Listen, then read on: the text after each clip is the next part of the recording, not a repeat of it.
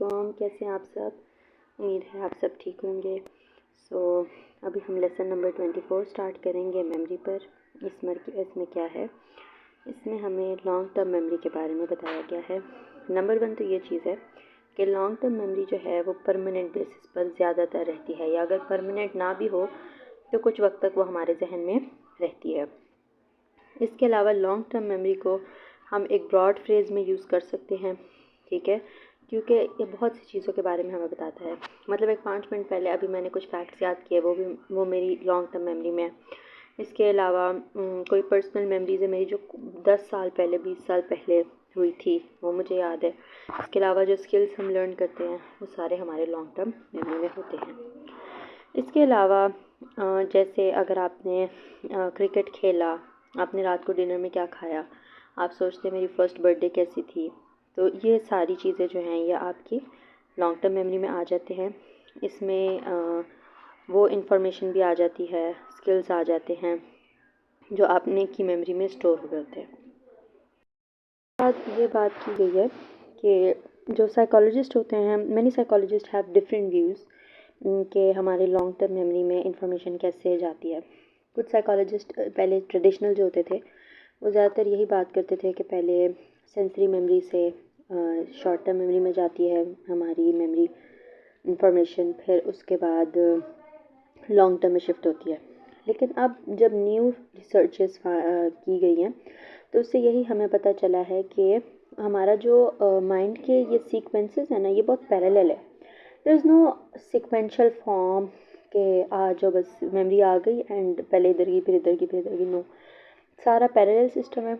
Long term short term सारे में एक ही दफ़ा जानी है मेमोरी, फिर उसमें आपके माइंड में जिस तरह आप उस इन्फॉर्मेशन को ट्रीट करते हैं उसके हिसाब से या वो लॉन्ग टर्म में रह जाती है या वो शॉर्ट टर्म में रह जाती है या वो ख़त्म हो जाती है। तो ये इस तरह का एक न्यू व्यू आया है।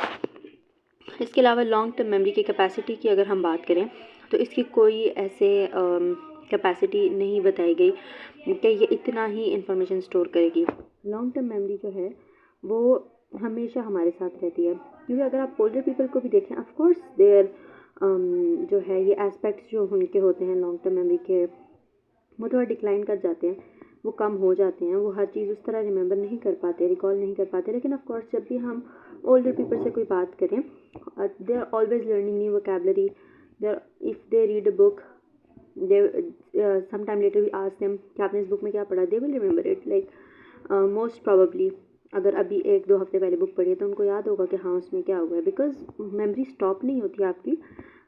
इट्स जस्ट उसका जो वो होता है ना, थोड़ा सा सिस्टम वो हो जाता है। ऑफ कोर्स उम्र के साथ साथ, उम्र के तकाजे के साथ आपके जो बॉडी सिस्टम्स होते हैं वो थोड़े कमज़ोर पड़ जाते हैं, बट लेकिन स्टॉप कम्प्लीटली कभी भी नहीं होते। इसके अलावा कुछ डिजीज़ होती हैं, जैसे अल्जाइमर्स डिजीज़ है, तो ये इंसान की जो कैपेसिटी है न्यू लर्निंग की वो बहुत हद तक कम कर देता है। ये न्यूरोलॉजिकल डिजीज़ है और इसके साथ भूलने की बीमारी जिसको हम कह सकते हैं कि चीज़ें याद ना रहना, लॉन्ग टर्म मेमोरी आपकी डिस्टर्ब हो जाती है इसके साथ। इसके अलावा पहले के जो साइकोलॉजिस्ट होते थे वो ये कहते थे कि लॉन्ग टर्म मेमोरी एक सिंगल सिस्टम है, but now after many researches it has been found out that there are 3 long term memory systems.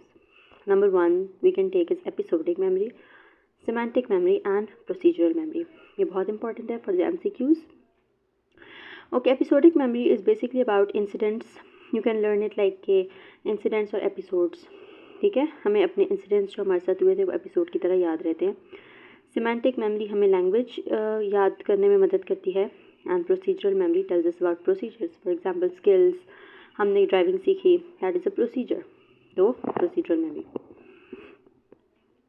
अच्छा जी, अब पहले मैंने जो बात की वो मैंने बात की 3 लॉन्ग टर्म मेमोरी सिस्टम्स। लेकिन जब हम मॉड्यूल्स की बात करें, ये चीज़ आपने बहुत अच्छे से याद रखनी है।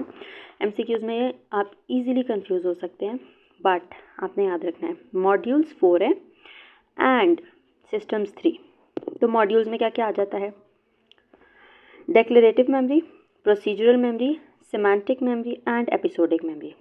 Okay, declarative memory tells us about factual data, dates, faces, names. जो हमें डेटा याद रहता है, कुछ डेट्स वगैरह याद रहती है कि इस तारीख को मेरी बर्थडे है, ये है वो है, इसके अलावा लोगों के फेसेस, नाम, ये सब चीज़ें डिक्लेरेटिव मेमोरी में हमारी सेव होती हैं।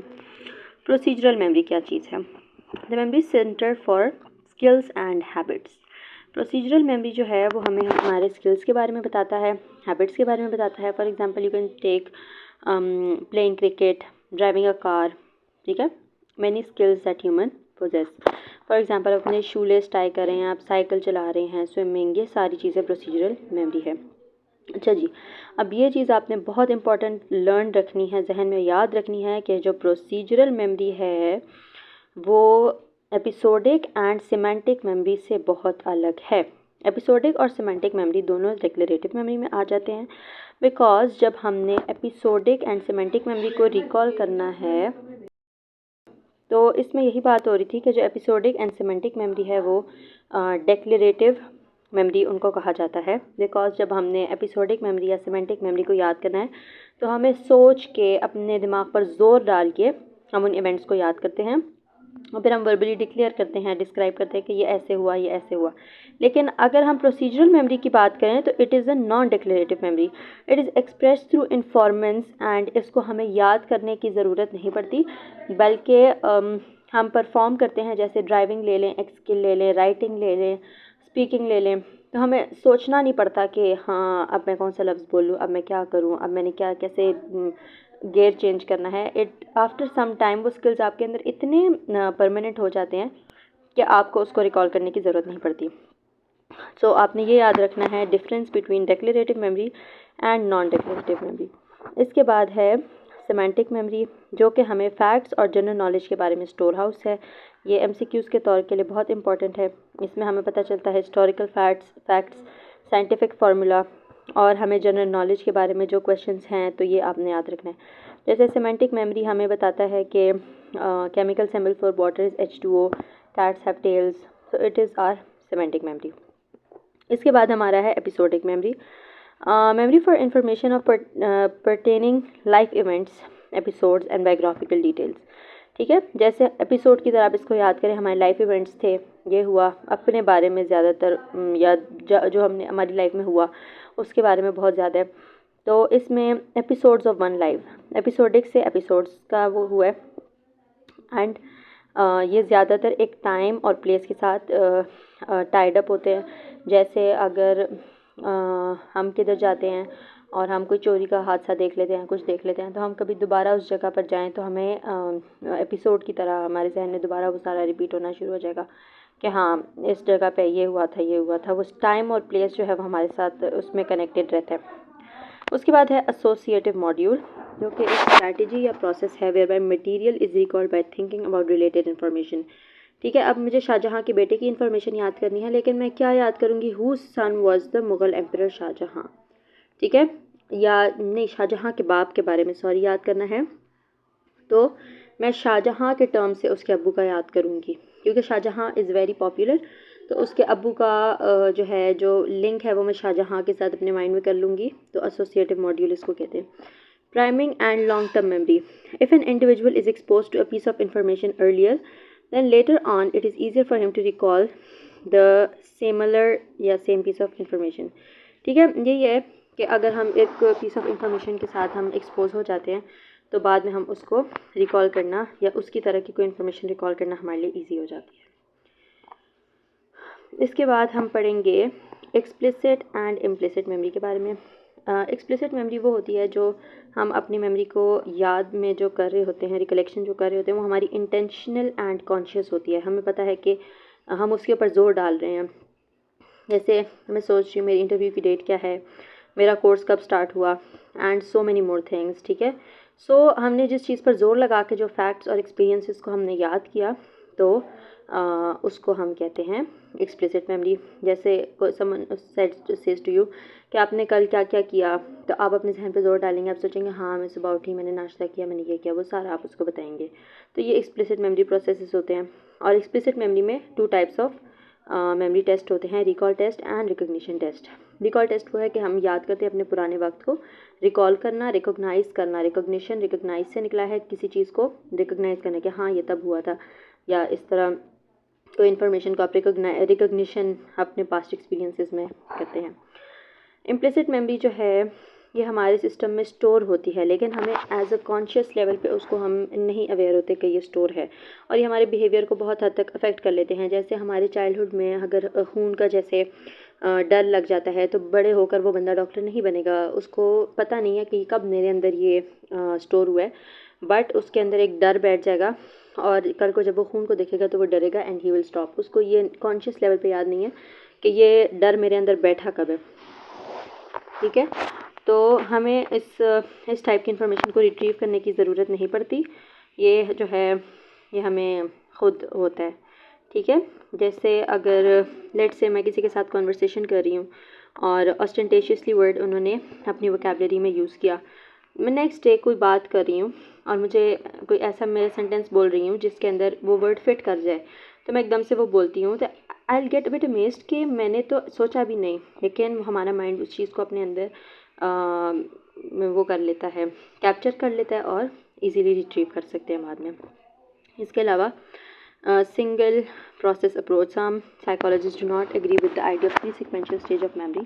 They had a single process approach. कुछ जैसे मैंने आपको पहले बताया कि three sequences, for example sensory touch, then it goes to short term memory, then it goes to long term memory. No, many psychologists are like it's just a single process approach, there are no three processes or something. Okay, levels of processing theory में अब क्या हमें बताया गया है जो single process approach है। What is most important in the process of memorizing or learning material is the degree to which the material is mentally analyzed. ठीक है, मतलब इसमें यही कहा गया कि आपने किस डिग्री पे उस चीज़ को आपने एनालाइज किया, मतलब आपने कोई नई इन्फॉर्मेशन ली है तो आपने उस पर कितना ध्यान दिया है, आपने उसको कितना फोकस से अपने अंदर प्रोसेस किया, तो वो न्यू मटेरियल आपके अंदर उस तरह से ही आपके माइंड में बैठ जाएगा। जैसे अगर आप इनिशियल प्रोसेसिंग यानी आपकी सोच फोकस ज़्यादा इंटेंस होगा, आपको वो इन्फॉर्मेशन मोर लाइकली ये है कि ज़्यादा याद रहेगी। Information that is paid little attention will not be process thoroughly and will remain at shallow levels of memory. ठीक है, आपने जिस चीज़ को ध्यान नहीं दिया वो एक शैलो लेवल पे रहेगा, आपका माइंड कहेगा ये इतना ज़रूरी इन्फॉर्मेशन है ही नहीं। आप क्लास ले रहे हैं, आप फोकस नहीं कर रहे, आपका माइंड उस इन्फॉर्मेशन को शैलो लेवल पर ही रखेगा, ठीक है, और वो भूल जाता है। और अगर हम उस चीज़ को ज़्यादा ध्यान दें तो वही इन्फॉर्मेशन हमारी डीपर लेवल ऑफ मेमोरी में चला जाएगा और वो हमें याद रहेगा। अब ये चीज़ इंपॉर्टेंट है, टू टाइप्स ऑफ लेवल्स होते हैं मेमोरी में, एक शैलो और एक डीप। शैलो जो है वो फिजिकल एंड सेंसरी एस्पेक्ट होता है, यानी हमने एक चीज़ को टच किया, हमने उसको देखा, हमने उसको सुना, लेकिन हमने उसको इतना डीप नहीं लेकर गए, हमने उसको अपने माइंड के अंदर स्टोर नहीं किया। जैसे डीपेस्ट लेवल मेमोरी है, meaning of information is considered important in analysis of information.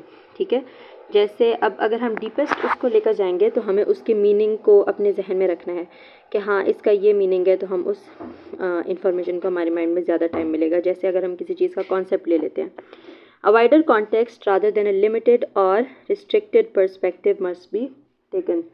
जैसे कोई बड़ा कॉन्टेक्स्ट है, ठीक है, एक लिमिटेड बात हो, जैसे कोई मुझे एक लेक्चर देता है and just they tell me about the main headings and just overall reading kind of, तो मैं कल को बैठूंगी और मुझे उसकी इतनी समझ नहीं आएगी, लेकिन someone who tells me so much details about the concept and ये बात ऐसे है, ये बात ऐसे है, मैं कल को उस बुक खोलूँगी, उस चैप्टर को खोलूँगी, I learn so much of it just without like just going through it, just skimming it, and I be like okay मुझे ये भी आता है, ये भी आता है, ये भी आता है, मुझे याद करने की ज़रूरत नहीं है, and I just revise it and I learn it. ठीक है, तो ये आपका डीपेस्ट लेवल मेमोरी हो जाती है जब आपका फोकस ज़्यादा होता है। Association between what this information means and the already existing and known broader networks of knowledge may be drawn। ठीक है, मतलब जो आपकी पहले ये इन्फॉर्मेशन है और पहले कुछ इन्फॉर्मेशन आपके माइंड में थी तो वो भी आपस में जुड़ जाती है, तो वो लॉन्ग टर्म मेमोरी को एक आपस में लिंक कर लेती है।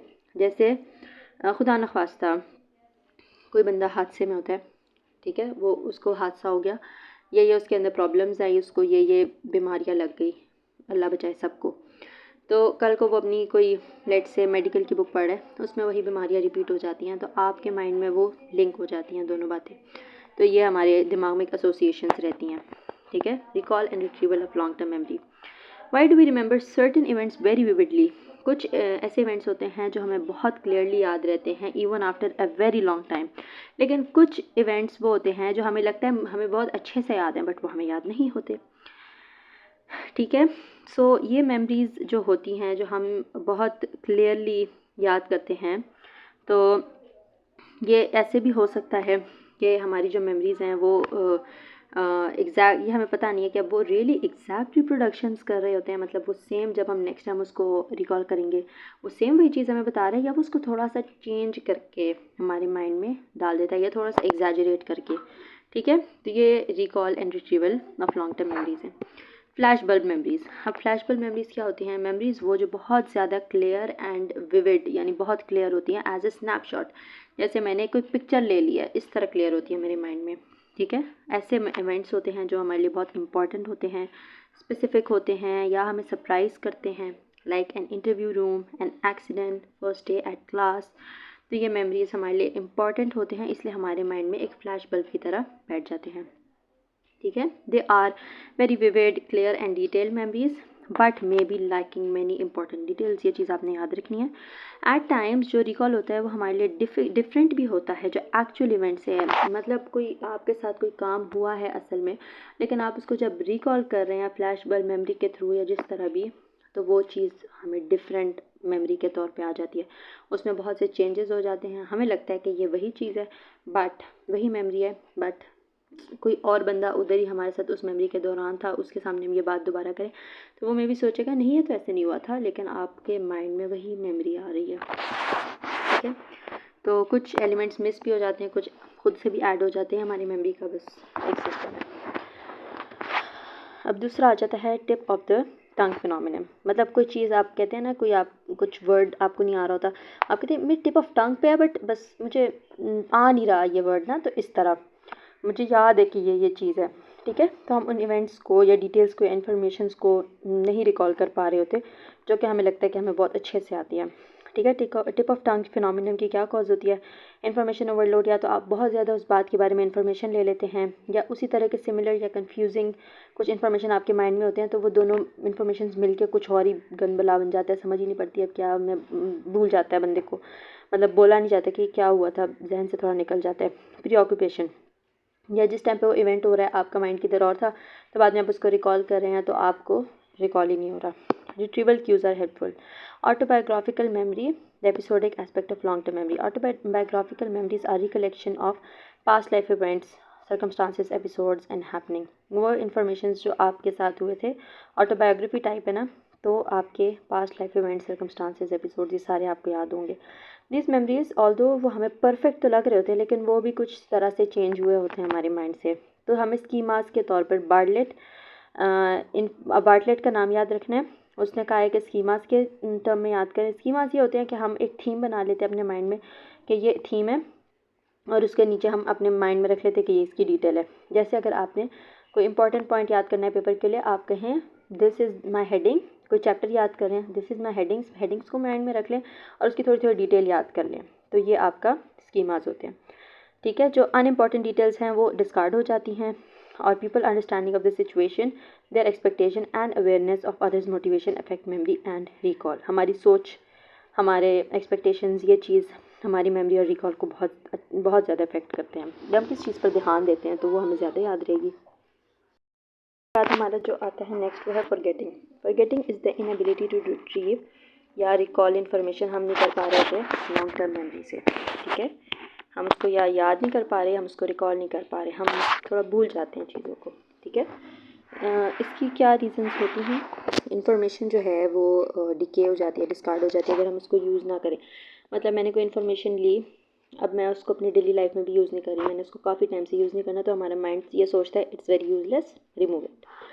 एट टाइम्स हमें वो चीज़ समझ है कि हाँ ये बात मुझे पता है, लेकिन हम उसको याद नहीं कर पा रहे होते, हम उसको रिट्रीव नहीं कर पा रहे होते। हर्मन एबिंगस, ये नाम आप याद रखें। ठीक है, जर्मन साइकोलॉजिस्ट है।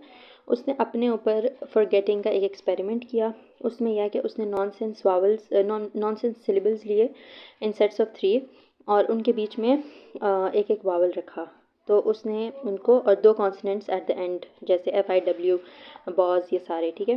तो उसका एक्सपेरिमेंट ये था कि उसकी जो फॉरगेटिंग थी ना वो आराम आराम से होती रही। शुरू में पहले घंटे में थोड़ा सा फॉरगेट करना, लेकिन 9 आवर्स में वो काफ़ी हद तक फॉरगेटिंग हो गया, उसकी फॉरगेटिंग हो गई मोस्ट, मतलब ज़्यादातर जो स्टार्टिंग में आपकी फ़र्स्ट 9 आवर्स है वो आपकी मेन जो मेमोरी जो आपकी स्टोर नहीं हो रही होती वो फॉरगेट हो जाती है, ठीक है। जैसे फर्स्ट आवर में तो सबसे ज़्यादा फॉरगेट होती है, और फर्स्ट 9 आवर्स के अंदर मतलब वो रैपिडली ज़्यादातर जो दिमाग कहते हैं बस ये फालतू है उसको निकाल देती है। लेकिन अब उसके बाद जो मेमोरी रह गई, ठीक है, तो फॉरगेटिंग आपकी डिक्रीज़ हो जाती है, स्लो डाउन हो जाती है, और फिर वो कभी कभी लॉन्ग टर्म मेमोरी में सेव हो जाती है, and then it stays with you, ठीक है। Forgetting should not be understood as a problem alone. इसके कुछ एडवांटेजेस भी हैं, सिर्फ ये नहीं है कि फॉरगेटिंग हमारे लिए अच्छा नहीं है, हमारे लिए कुछ जगह पे बहुत अच्छा है।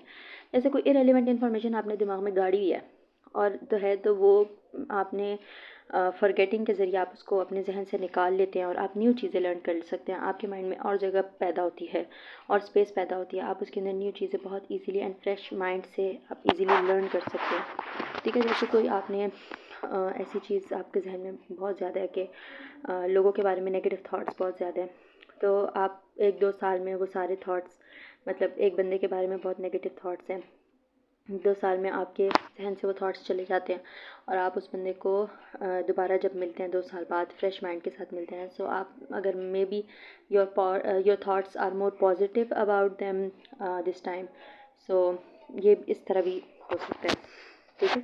Theories of forgetting, why do we forget, हम भूलते क्यों हैं, ठीक है। इसकी 3 थ्योरीज हैं, ये आपने याद रखना है। Number 1 decay theory of forgetting, interference theory of forgetting and repression.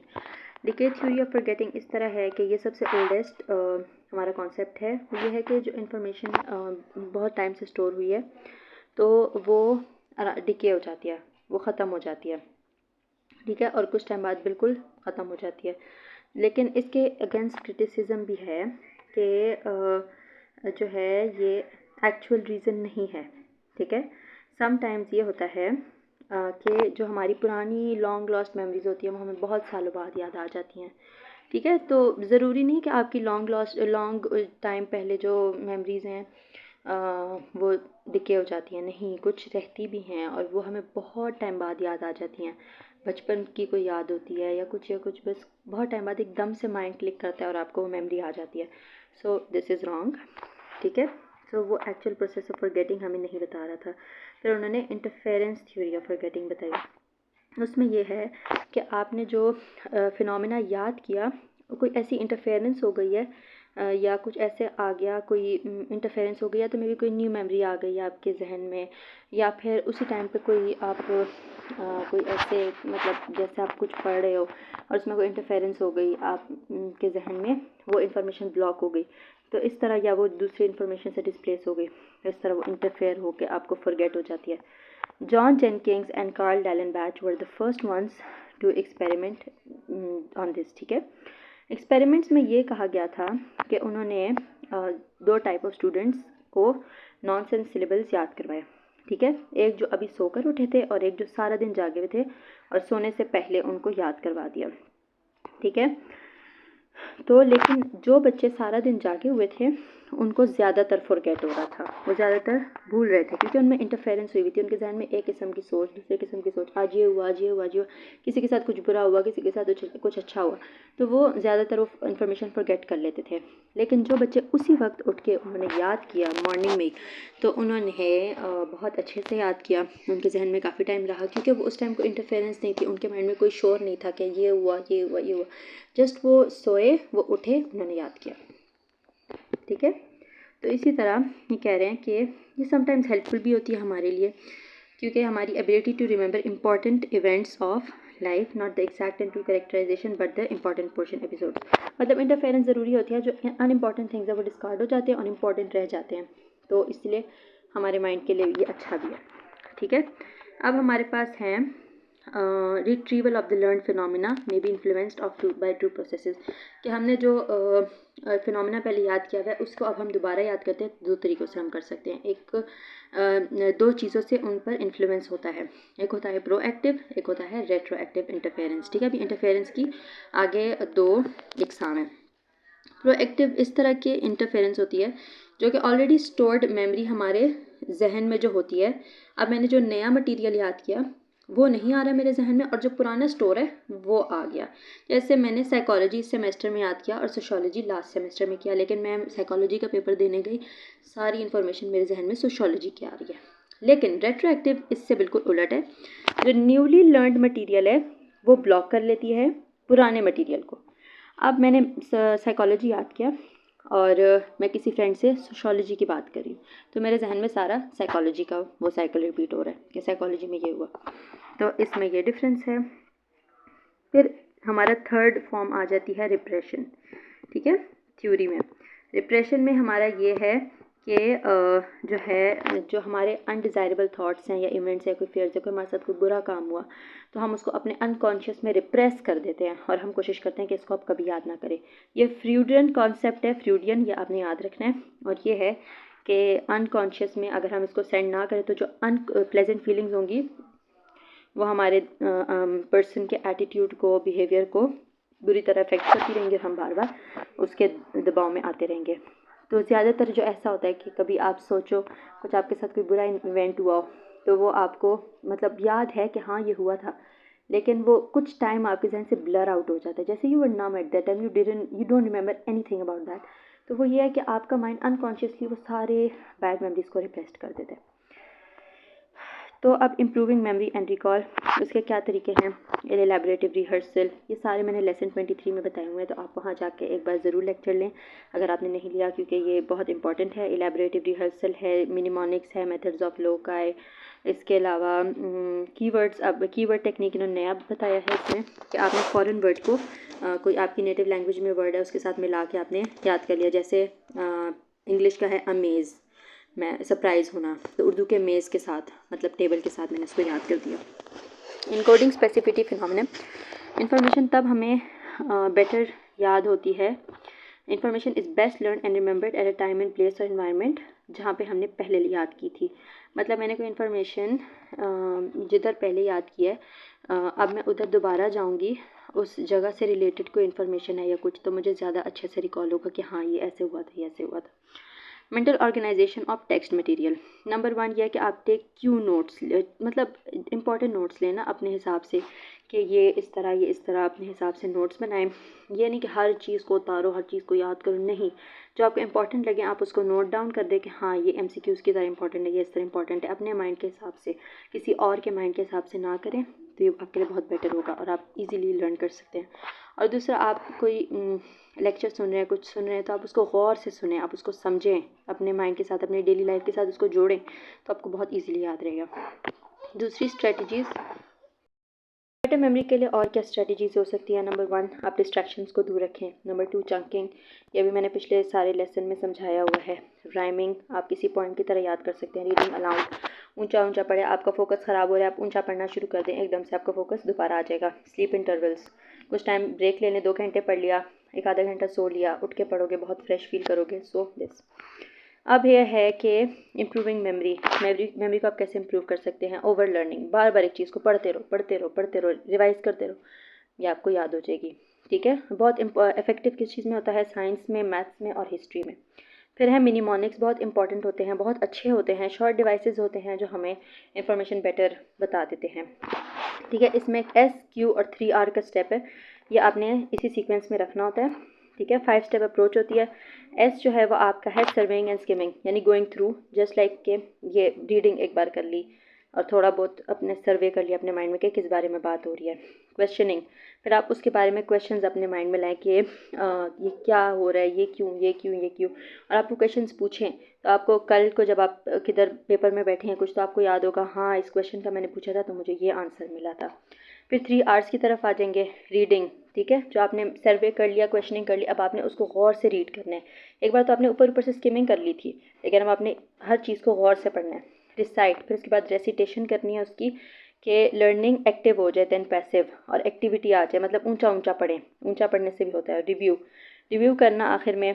Going through learn material from time to time, यानी आप उसको रिविजन भी कह सकते हैं, बार बार उसको पढ़ते रहना। तो ये स्टेप्स ऑफ इम्पॉर्टेंट आपने स्टेप्स बहुत इंपॉर्टेंट है, इसी सीक्वेंस में ही आपने रखने हैं, तो आपको मोस्ट प्रॉबली इंशाल्लाह वो इन्फॉर्मेशन याद हो जाएगी। So thank you so much for staying with me, and stay connected. Like, share and subscribe my channel, and thank you so much for watching. Allah Hafiz.